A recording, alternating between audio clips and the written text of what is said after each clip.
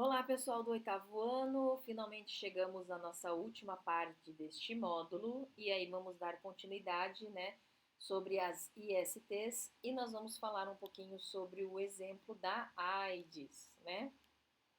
A palavrinha AIDS, ela vem de uma sigla em inglês, né, que significa o seguinte: Síndrome da Imunodeficiência Adquirida.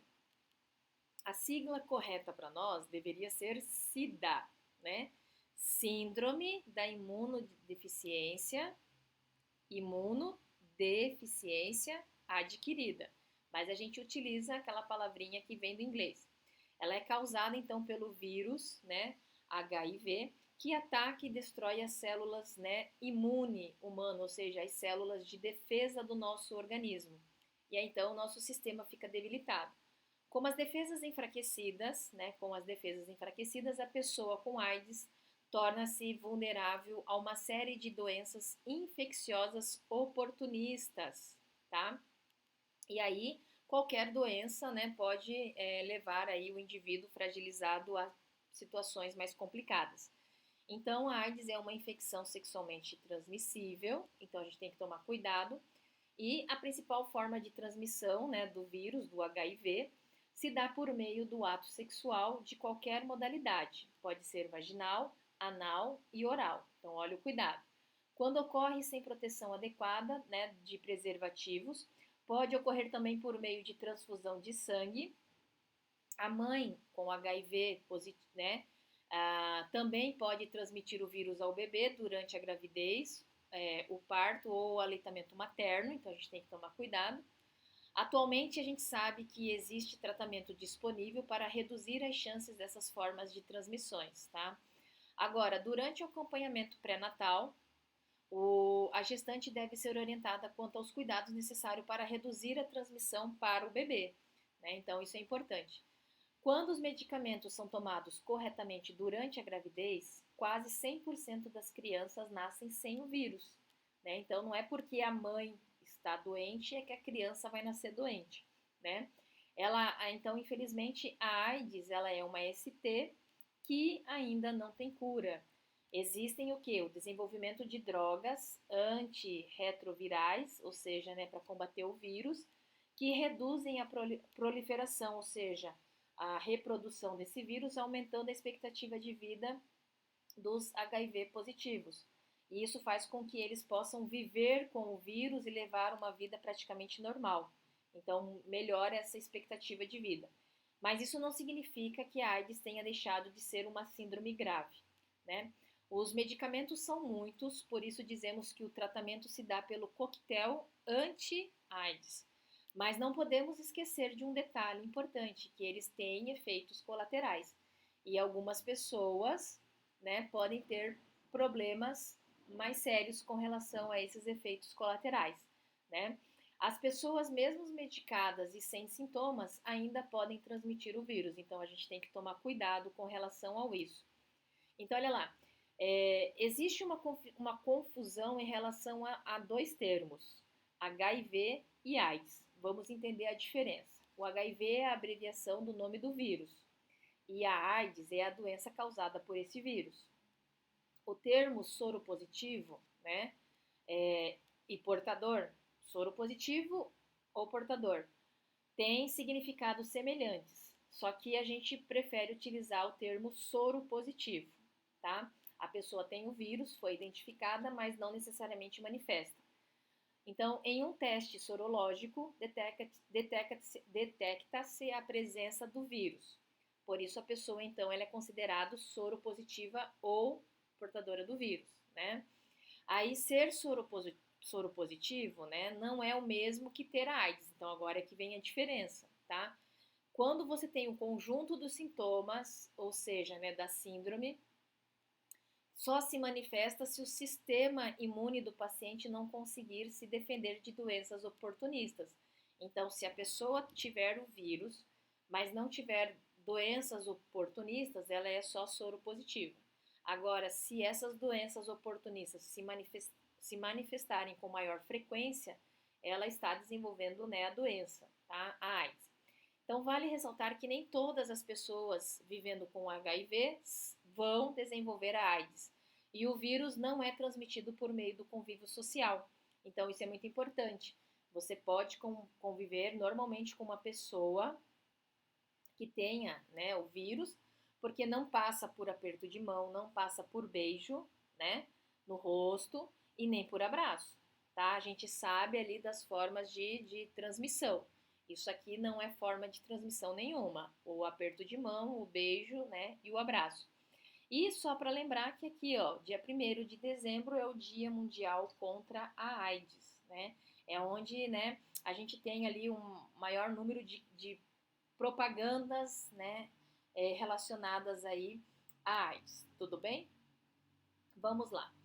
Nós vimos isso aqui, o número da AIDS. Segundo o relatório do Programa Conjunto das Nações Unidas sobre HIV/AIDS, de 2018, o número de novas infecções no mundo permaneceu estável em comparação com anos anteriores, com uma taxa de 1,7 milhões de novos casos por ano. Esses valores, no entanto, não se repetiam no Brasil, que teve um aumento de 21%. Né? Então, a gente teve aí um aumento significativo. Ainda segundo a esse programa, né, Conjunto das Nações Unidas, em 2020, cerca de 37,6 milhões de pessoas estavam vivendo com HIV, mas das quais apenas 1,7 são crianças até 14 anos de idade. Daí, desde 2010, a mortalidade por AIDS diminuiu em 42%, ou seja, devido ao controle, né, no caso dos medicamentos, da atenção, né, durante a gestação e assim por diante, isso tudo vem contribuindo. No Brasil, de acordo com o Boletim Epidemiológico de HIV de 2018, divulgado aí pelo Ministério da Saúde, o crescimento de novas infecções se deu nos últimos 10 anos. E nos jovens do sexo masculino de 15 a 24 anos, as taxas de detecção mais que dobraram. Então, a gente está percebendo que muitos jovens não estão se cuidando, né? Aí nós temos aqui, ó, o tópico As principais ISTs no Brasil e no mundo, e a gente traz essa tabela aí para a gente discutir. Então, segundo uma pesquisa do IBGE de 2021, cerca de 1 bilhão, né, de pessoas contraíram ISTs no Brasil em 2019. Então, os resultados, a pesquisa foi em 2019 e os resultados saíram em 2021, tá? Agora, com relação à Organização Mundial da Saúde, estima-se ou acredita-se que por dia ocorram mais de 1 milhão de casos de contaminação por ISTs no mundo. Olha só, né? Esse quadro aqui mostra a incidência de algumas infecções. Então, vamos conhecer aí um pouquinho, tanto no mundo quanto no Brasil. Essa linha faz do mundo, essa linha do Brasil e essa linha faz do mundo. Então, a gente tem doenças, né, da AIDS no Brasil e no mundo, da sífilis no Brasil e no mundo, da gonorreia do Brasil e no mundo, da clamídia no Brasil e do mundo e da herpes genital no Brasil e do mundo, certo? Então, dados da Secretaria, né, de Saúde ali da região de São Paulo mostram que as ocorrências de sífilis por transmissão sexual cresceram 603% em 6 anos. Então, cresceu muito a sífilis, né, na região de São Paulo.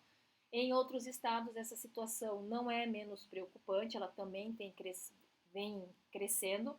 Uma das explicações para esse crescimento é o fato de que a população em geral está negligenciando os cuidados referentes ao uso de preservativos durante o ato sexual. Traduzindo em miúdos, as pessoas não estão utilizando preservativo, principalmente naqueles casos de ficantes, namoradinhos, né, que ainda não tem aquela estabilidade do casal, né? Então, isso que acaba aí prejudicando. E aí a gente sabe que o uso, né, durante o ato sexual, esquecendo-se de que este método de prevenção continua sendo mais eficaz para impedir a disseminação de vírus como o HIV e o da herpes B e das bactérias causadas da sífilis, da gonorreia, da clamídia e assim por diante. Agora, olha só, essas infecções, elas podem apresentar sintomas ou não apresentar sintomas. Quando elas não apresentam sintomas, a gente chama de infecções, a gente fala que a pessoa está assintomática, né? E aí o que acontece? Ela não sabe que ela está com essa infecção e ela pode transmitir para outras, né? Por isso, cuidado. Então, os testes estão disponíveis em muitos postos de saúde e até em farmácias de todo o estado, no caso de São Paulo, e o resultado sai em menos de uma hora. Então, o que ele diz? Na dúvida, vá no posto, faz um teste para verificar se você tá ou não está com alguma infecção sexualmente transmissível, caso você tenha tido uma relação de risco, né? Que você teve um comportamento de risco e não se cuidou naquele momento. Tudo bem? E para terminar, a gente tem aqui um texto sobre o HPV. O HPV, que é o vírus do papiloma humano, causa uma infecção sexualmente transmissível. A maioria das pessoas infectadas não apresenta sintomas, no entanto, esse vírus pode provocar a formação de verrugas não dolorosas nas mucosas oral, genital ou anal, tanto nas mulheres quanto nos homens. Das mais de 200 variedades do vírus, há a predominância de 4 que circulam no Brasil, associadas à formação de cânceres no colo do útero e do pênis. A forma mais comum de transmissão é via sexual, mas também pode ocorrer por contato íntimo, né? Ou seja, sem a penetração, ou por compartilhamento de roupas íntimas e toalhas, por exemplo. Em 2014, né, o Ministério da Saúde iniciou a implementação no Sistema Único de Saúde da vacinação gratuita contra o HPV em meninas de 9 a 13 anos, tá? Com a vacina quadrivalente. Atualmente, a vacinação foi ampliada para meninas de 9 a 14, então subiu um ano, e para meninos de 11 a 14, e de 9 a 26 anos de idade vivendo com HIV/AIDS, além de alguns grupos vulneráveis em termos de saúde.